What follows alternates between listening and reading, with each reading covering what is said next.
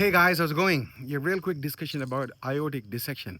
This is after hearing the news yesterday that Senator Lindsey Graham passed away due to aortic dissection. Earlier in one of my videos, I had mentioned about the fact that Albert Einstein had aortic aneurysm and then he died from it. Today, when I reviewed this further, I came to know that Albert Einstein actually had surgery for abdominal aortic aneurysm, the cellophane wrap procedure. That's what they called it those days in 1948. So he had surgery, but then in 1955 his condition worsened, and then the aneurysm was rupturing, and then he got hospitalized, but then he refused surgery.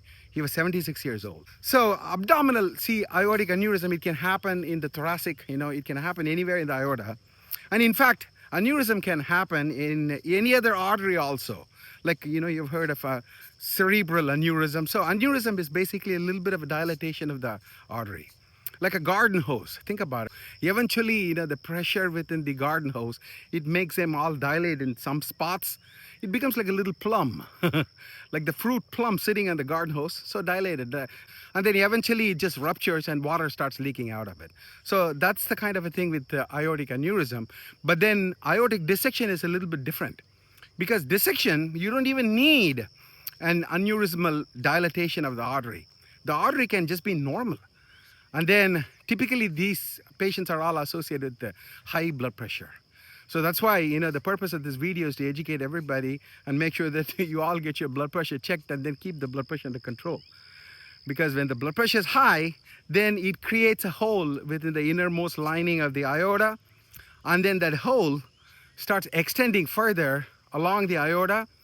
So it kind of becomes like a false channel. So it becomes like a double barrel, So it has two lumens now. It creates a false channel. And then eventually, of course, just like an aneurysm, it can rupture.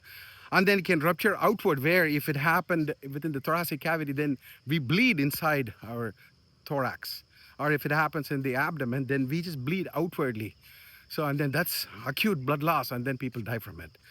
So some patients have, weak blood vessel walls, okay, like a natural congenital conditions like a Marfan syndrome or Ehlers-Danlos syndrome.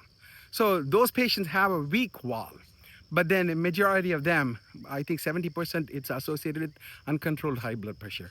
So I think the purpose of this video is to really educate everybody. It's a simple test, right? When you go to Walmart nowadays, they have free blood pressure machines. Just get your blood pressure checked up. And then once you get the blood pressure checked up, don't ignore it. Then the next thing is to take a proper medication, a proper lifestyle modification, and then get the blood pressure under control. Okay? Talk to you later in my next post. Goodbye.